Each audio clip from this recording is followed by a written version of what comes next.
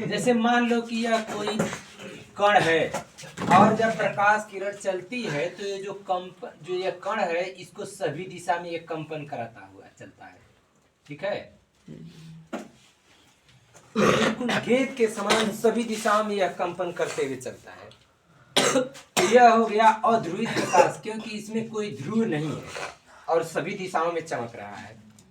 ठीक, तो ये जो है अपने आसपास के कणों को सभी दिशाओं में कंपन करा देता है। बात समझ में आ रही है? सभी दिशाओं में क्या करता है? कंपन करा देता है। ठीक, तो इस तरह से, और जब एक टूरमैलीन नाम का कांच जब हम इसमें रखते हैं तो इसका इस तरह से समांतर अक्षें होती है टूरमैलीन कांच में। बात समझ में आ रही है? ये समांतर अक्षें कैसी होती है? तुमको दिखती नहीं है, मगर ये कांच ऐसा बनाया जाता है कि इसकी जो अक्षें होती हैं वो समांतर होती है। तो बताओ कि जब ये प्रकाश कंपन करते हुए जाएगा तो ये अक्ष ऐसे है, तो कंपन करते हुए जब इसमें पास करेगा तो इसका ये ऊर्ध्वाधर कंपन वाला प्रकाश तो आगे निकल जाएगा, परंतु उस कंपन को छोड़ करके और दिशा में जो कंपन होता रहेगा वह सभी कंपन इधर ही रुक जाएंगे। नहीं रुक जाएंगे, उनको नहीं जाने देगा। तो यहाँ से जब ये प्रकाश हो के जब बाहर निकलेगा तो ऐसे ऐसे कंपन करते हुए आगे जाएगा। ठीक है,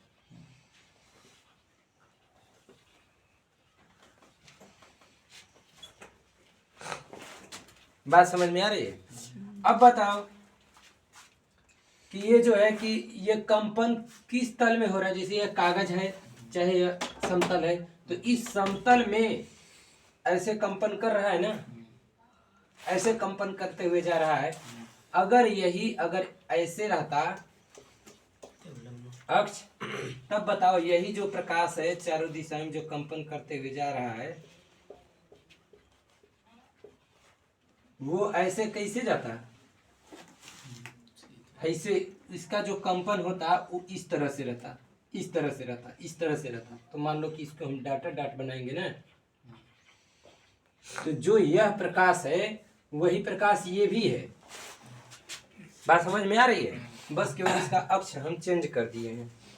ठीक, ये जो है समतल ध्रुवित प्रकाश है, क्योंकि इसके कंपन का तल जो इसका जो ऐसे कंपन कर रहा है, इसके कंपन का तल इस समतल पर है। बात समझ में आ रही है? ये समतल ध्रुवित प्रकाश है, ये अध्रुवित प्रकाश है। ठीक, और बताओ यह जो है जब समांतर अक्ष हम ऐसे कर दिए हैं तो यह कंपन ऐसे करके चल रहा है ना, तो उसका कंपन जो है ये वाला ये भी समतल ध्रुवित प्रकाश है, मगर इसके कंपन का तल ही इस तल के लंबवत है, ऐसे, यानी इस तल में ऐसे कंपन करते हुए चल रहा है, आगे बढ़ रहा है। ठीक है, इसका जो कंपन का तल है इस समतल के लंबवत है ऐसे, और इसके कंपन का तल ऐसे है और इसी तल में है। किसी को कोई दिक्कत?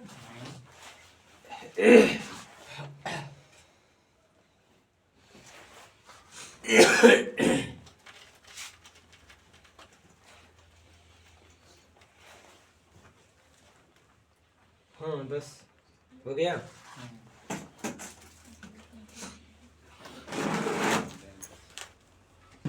ये कैसे पता चला है कि ये जो प्रकाश है ये अनुप्रस्थ है? कैसे पता चला? जैसे मान लो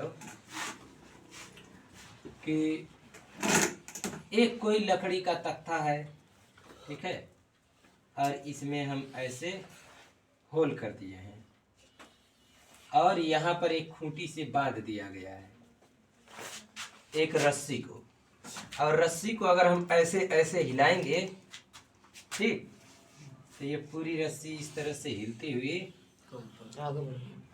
यहाँ तक जाएगी। ठीक है, अगर इस रस्सी को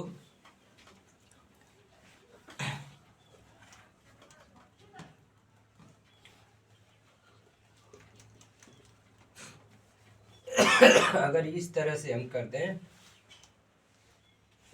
और ये जो रस्सी है ऐसे ऐसे ऐसे ऐसे कंपन करते हुए जा रही है, तो इसके बाद ये क्या रहेगी, सीधी रहेगी।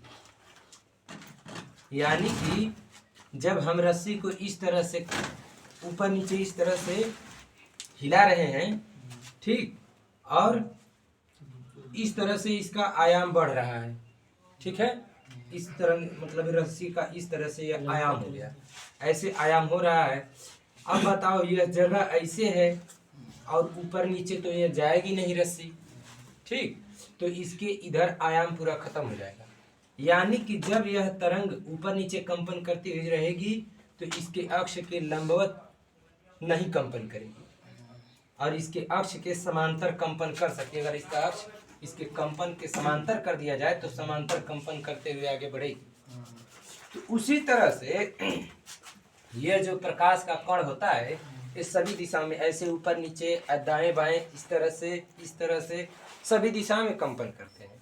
तो जब यह टूरमेलिन के कांच से होकर के जाता है तो जिधर इसका अक्ष होता है वही कंपन इसका बचता है, और जो अगर यह समांतर अक्ष में है तो समांतर कंपन करते हुए आगे बढ़ता है, बाकी ऊर्ध्वाधर कंपन समाप्त हो जाता है।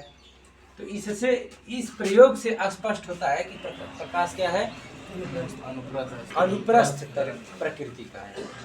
इसलिए हम प्रकाश को अनुप्रस्थ तरंगे कहते हैं, ठीक है, इस प्रयोग के आधार पर। और देखो जब ये प्रकाश टूरमेलिन के कांच से हो करके ध्रुवित होकर के निकलता है, ठीक है, जिस तल में यह कंपन करता है तो ऊर्ध्वाधर कंपन कर रहा है, और किस तल में कंपन कर रहा है, इस समतल पर कंपन कर रहा है। जो यह बोर्ड है, बोर्ड एक समतल है ना, इसी तल में यह कंपन कर रहा है, तो यह कंपन तल कहलाएगा। बात समझ में आ रही है? और इस कंपन के इस तरह से ऊर्ध्वाधर तल है, यानी कि इस तरह से अगर हम बना दें तल तो यह जो है ध्रुवण तल कहलाएगा। क्यों? क्योंकि इस तल में यह तीर की नोक देखो, अब ऐसे दिखेगी, ऐसे दिखेगी, ऐसे दिखेगी, वैसे दिखेगी, है कि नहीं? तो यह जो कंपन तल के लंबवत तल को हम क्या कहते हैं? ध्रुवण तल कहते हैं, ठीक है। देखो प्रकाश के परावर्तन और अपवर्तन में क्या होता है ध्रुवण। प्रकाश के परावर्तन और अपवर्तन में ध्रुवण क्या होता है? जैसे मान लो कि ऐसे है, ऐसे है, ऐसे है, ऐसे है,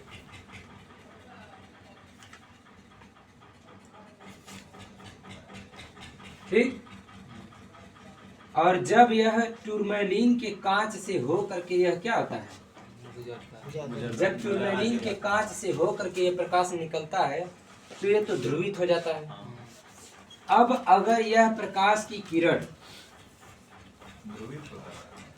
हाँ, अब अगर यह प्रकाश की किरण जल में प्रवेश करे और ये वायु है, तो ये बताओ ऐसे चल रही है प्रकाश,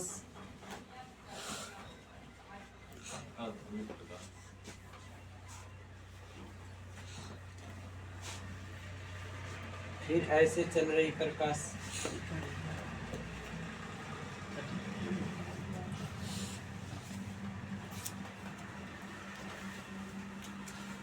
ठीक है।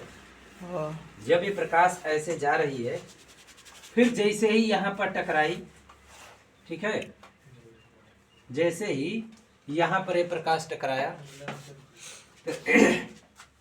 अब यहाँ से बताओ कुछ आंशिक रूप से परावर्तन होगा और बाकी अपवर्तन हो जाएगा ना। मान लो यह परावर्तन के पश्चात ऐसे किरण जाएगी, ठीक है, और अपवर्तन के पश्चात ऐसे सीधे निकलना चाहिए ना, मगर अपवर्तन के पश्चात क्या होता है, अविलंब की ओर झुक जाती है। तब बताओ जब जाकर के यह प्रकाश की किरण ऐसे टकरा रही है और ये अध्रुवित प्रकाश है, जब जाकर जैसे ही समतल पृष्ठ से टकराएगी तो समतल पृष्ठ से टकराने के पश्चात फिर ऐसे मतलब परावर्तित होगी। तो परावर्तन होने वाले प्रकाश में इसका जो कंपन होगा वो किस दिशा में होगा? इस समतल के लंबवत ऐसे कंपन करते हुए आगे जाएगा, ऐसे। ठीक है, ऐसे जाकर के प्रकाश इस पे टकराया और टकराने के पश्चात जब परावर्तन होगा तो कंपन करते हुए ऐसे ऐसे जाएगा। ठीक है, आराम से नहीं जाता है। प्रकाश की चाल बहुत तीव्र होती है जिसको हम समझ नहीं सकते, मगर इसका कंपन क्या होगा? इस तल के लंबवत होगा, ऐसे। ठीक, और जो अपवर्तन के पश्चात जो प्रकाश की किरण जा रही है उसमें कंपन ऐसे रहेगा, तल के समांतर।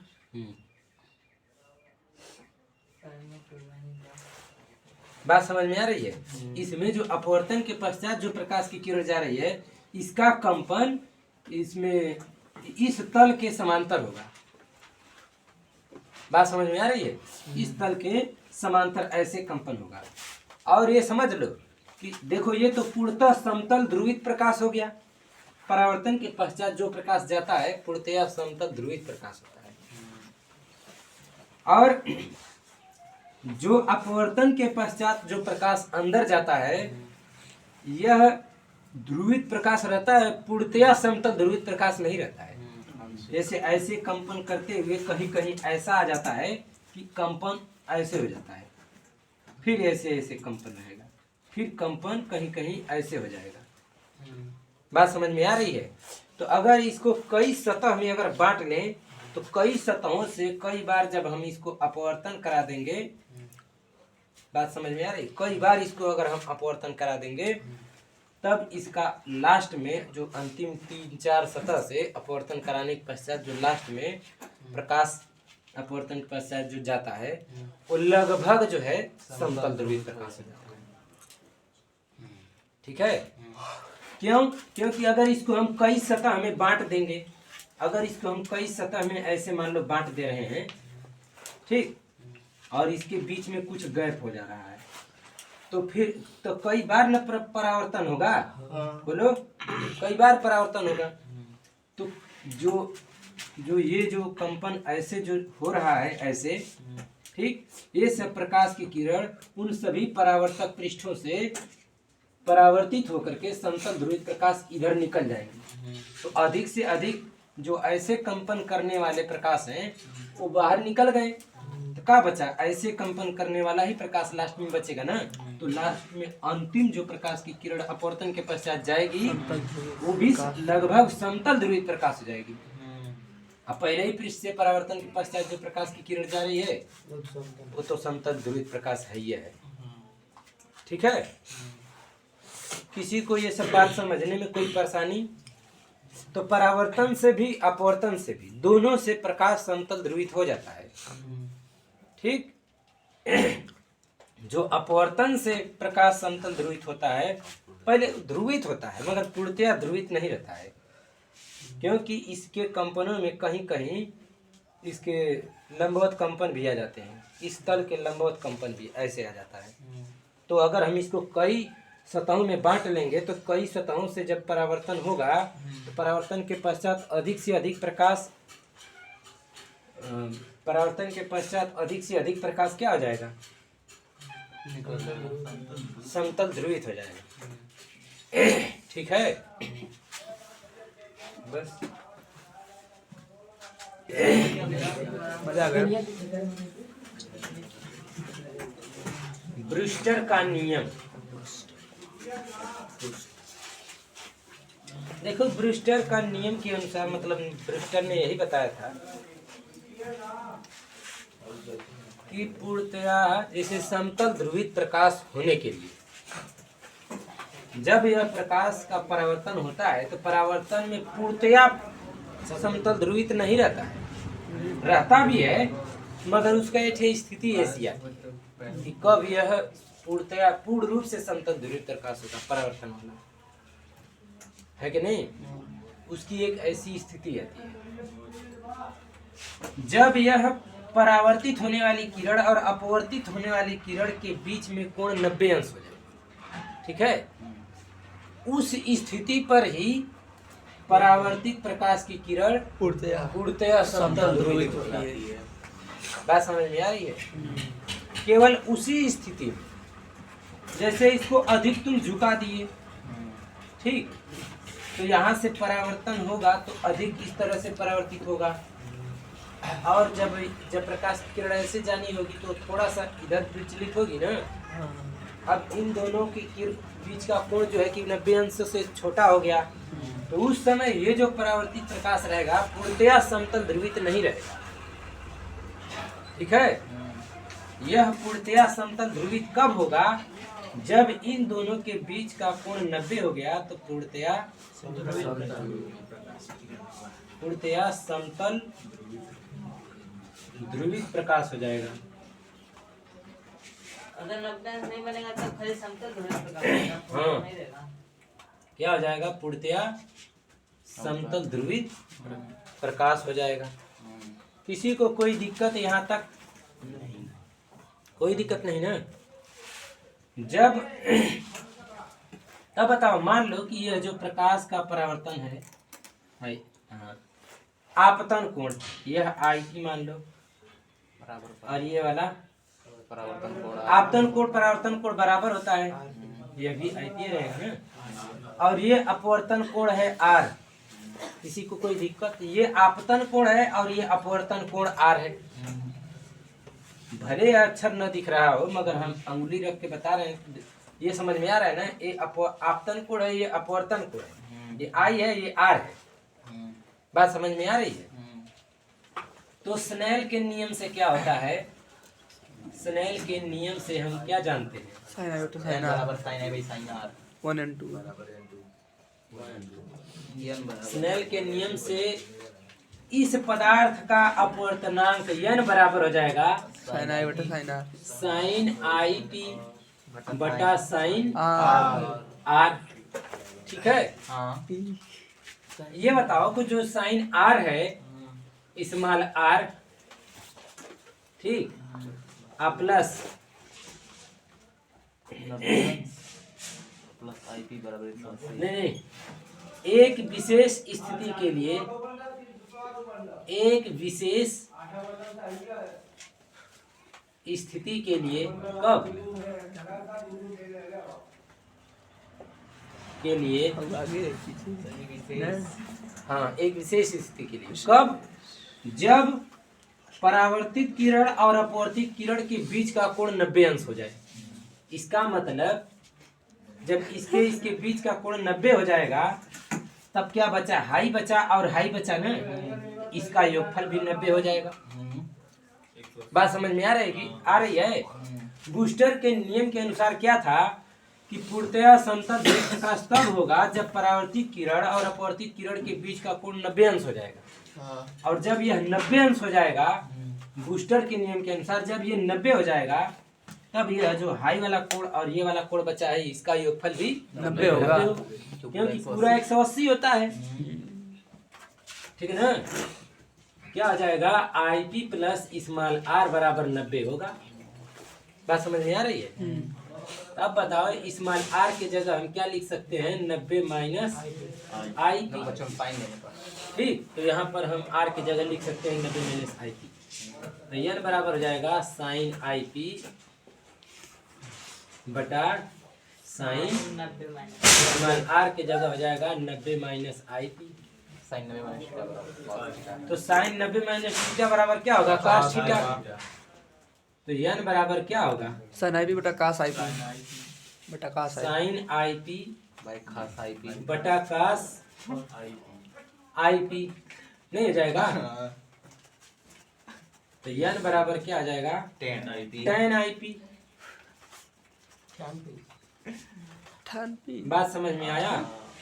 इसका मतलब ये है साइन बाई खास जो आपतन कोण है, अगर उसके tan का मान इसके अपवर्तनांक के बराबर हो गया, इस द्रव के अपवर्तनांक के बराबर हो गया, यानी आपतन कोण की स्पर्शज्या का मान, स्पर्शज्या होता है tan, आपतन कोण की स्पर्शज्या का मान अगर इसके अपवर्तनांक के बराबर हो गया, इस द्रव के अपवर्तनांक के बराबर, तो उस समय पूर्णतया समतल ब्रूस्टर के नियम का पालन करता है और परावर्तित होने वाला प्रकाश पूर्णतया समतल ध्रुवित होगा, पूर्णतया समतल ध्रुवित होगा। बात समझ में आ गई? बस यही ब्रूस्टर का नियम है। शुरू से पूरा देखो। हिंदी सीखे हुए। हाय, शांत रहो। फोन आ गया, फोन। इधर ध्यान दो। देखो पोलेराइड लेंस है ना, पोलेराइड किसको कहते हैं?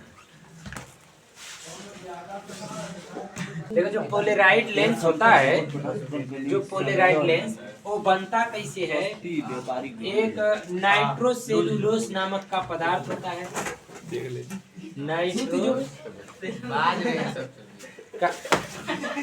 बार बार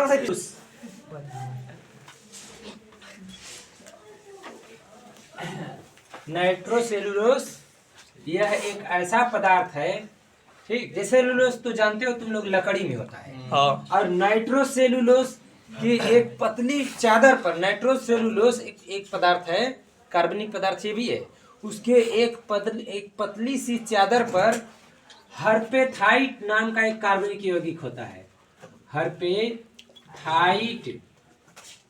हर्पेथाइट नाम का एक कार्बनिक यौगिक होता है। इसकी इस पतली चादर पर इसको बिछा करके, इसको वितरित करके पोलेराइड कांच बनाया जाता है, पोलेराइड कांच।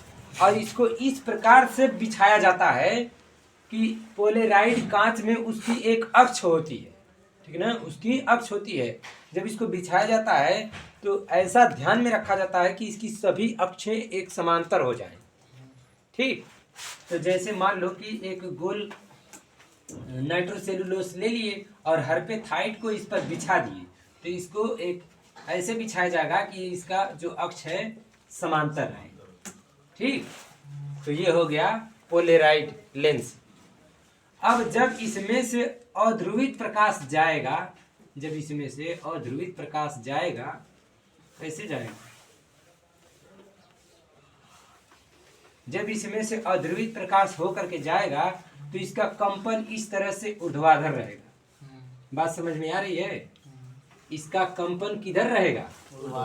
ऊर्ध्वाधर, ऐसे कंपन करते हुए आगे जाएगा। यानी कि जो पोलेराइड लेंस होता है, इससे भी हो करके जाने वाला प्रकाश क्या होता है? ध्रुवित प्रकाश हो जाता है, ठीक है। हिलाओ मत, मत इधर उतना दूरी है बे हटाओ, ठीक है। तो इससे भी हो करके जाने वाला प्रकाश क्या हो जाता है? ध्रुवित हो जाता है, यानी कि ऐसे हो जाएगा।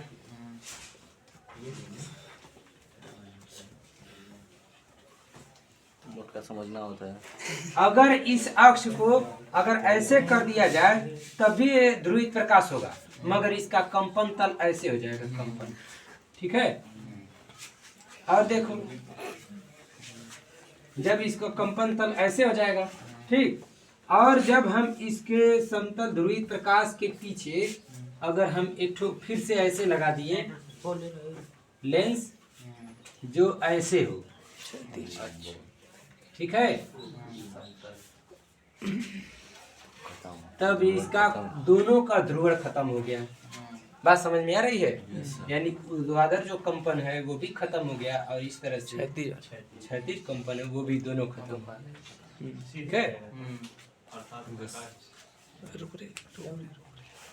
पोलेराइड लेंस होता है, जो पोलेराइड लेंस है इसका उपयोग कहाँ होता है? जैसे जब इसको ना हम ऐसे घुमाएंगे तो इसकी तीव्रता घटती बढ़ती है, और इसकी तीव्रता घटती बढ़ती कैसे है? I बराबर I0 cos स्क्वायर अल्फा। बात समझ में आ रही है? इस प्रकार से यह घटती बढ़ती है इसकी तीव्रता। I0 से लिखा है I0 अधिकतम, जब इससे देखो, जब इससे प्रकाश होकर के जा रहा है तो ये प्रकाश की तीव्रता अधिकतम रहेगी, और जब हम इसको इसके लंबवत कर देंगे तो प्रकाश की तीव्रता इधर बिल्कुल समाप्त हो जाएगी, शून्य हो जाएगी, यानी बिल्कुल भी खत्म हो सकती है। प्रकाश उधर हो सकता है कि न दिखे। और जैसे जैसे इसको हम घुमाएंगे तो इसके बीच में और इसके बीच में जो बनने वाला कोण है उसका मान धीरे धीरे क्या होगा, घटेगा।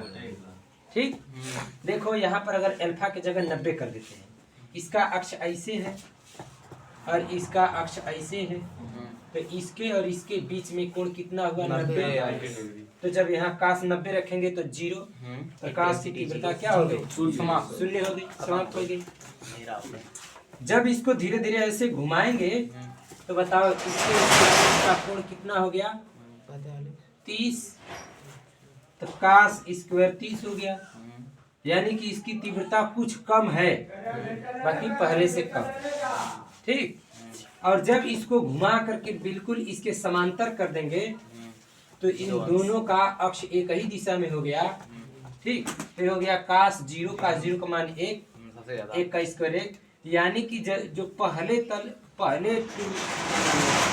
पहले पोलेराइड से निकलने वाला प्रकाश है, अगर इसके अक्ष के समांतर दूसर का अक्ष अगर है तो इससे निकलने वाले प्रकाश की भी तीव्रता उतनी ही रहेगी, यानी तीव्रता में कोई परिवर्तन नहीं होगा। उस टाइम अधिकतम प्रकाश की तीव्रता प्राप्त होगी हमको। बात समझ में आ रही है? तब बताओ हम इसको अपनी आवश्यकता अनुसार, जहां इसका प्रयोग जैसा होता है वैसा एक पोलेराइड के ऊपर दूसरा पोलेराइड रख करके और उसके बीच के कोण को ऐसा हम परिवर्तित करते हैं कि आवश्यक प्रकाश ही इधर आ पाए, ऐसा इसको व्यवस्थित करके बनाया जाता है। अब जैसे बिल्डिंग करते हैं लोग तो बहुत कम प्रकाश इधर आ पाए, उसके लिए क्या करते हैं, इन दो टूर में क्या नाम, दो पोलेराइड को एक दूसरे के ऊपर इस तरह से व्यवस्थित करके बनाते हैं कि उससे कम प्रकाश इधर आ पाए, तो उसको देख करके उसमें और इस तरह से बिल्डिंग मारते हैं लोग। ठीक, जब बिल्डिंग होता है तो इतना तीव्र प्रकाश उस पर पड़ता है और निकलता है कि हम इस पोलेराइड से निकलने वाले प्रकाश को जब हम इधर से देखते हैं, जब प्रकाश बहुत तीव्र रहता है, ठीक, तब उस टाइम वह बहुत कम प्रकाश मतलब उत्पन्न करता है और हमको स्पष्ट दिखता है कहाँ बिल्डिंग हो रही है। बात समझ में आ रही है? और जैसे बिल्डिंग हटाए तो अंधेरा हुआ, उसमें कुछ दिख ही नहीं पाएगा कहाँ मारना है ना। तो उसके लिए कुछ ऐसा जरूर थोड़ा सा इसका अक्ष बनाया गया रहता है कि अंदाजा लगा लिया जाए, चाहे बाहर से इस तरह से देख करके या फिर उस पर लगा करके फिर लगा देते हैं, सर मारने लगते हैं। अगर नग्न आँख से अगर बिल्डिंग अगर करने लगे ना तो समझ लो कि तुम आँख खोल नहीं पाओगे, इतनी अखियाँ छरछराएगी, समझ लो। हाँ, क्योंकि जो उससे निकलने वाली किरण है वो सब आँख की संवेदी कोशिकाओं को क्षतिग्रस्त कर देती है, और जब क्षतिग्रस्त हो जाती है संवेदी कोशिकाओं में, समझ लो घाव जब बन जाएगा तो प्रकाश उसको सुग्राही करती है, उसको चमक मतलब तेजित करती है ना, संवेदित करती है प्रकाश उस पर पड़ करके। तो बताओ जब घाव वाला चीज रहेगा, जब उस पर दोबारा कोई अटैक करेगा तो और दर्द नहीं होगा। तो यह प्रकाश जब पड़ेगा ना तो तेज दर्द करने लगती है आँखियाँ, तुरंत आँखियाँ सब बंद कर लेती है। तो इसलिए जो काला जो चश्मा होता है, चश्मा भी इसका बनाया जाता है काला, उसको लगा करके लोग बिल्डिंग मारते हैं। बात समझ में आ रही है? अगर उस पोलेराइड से सूर्य के देखोगे ना तो इतना मतलब अंधेरे में दिखेगा जैसे लगेगा वो चंद्रमा है, चाहे ऐसा लगेगा सूर्य को सब पानी में डाल के धो दिए हो, चाहे भूता गया है कि नहीं?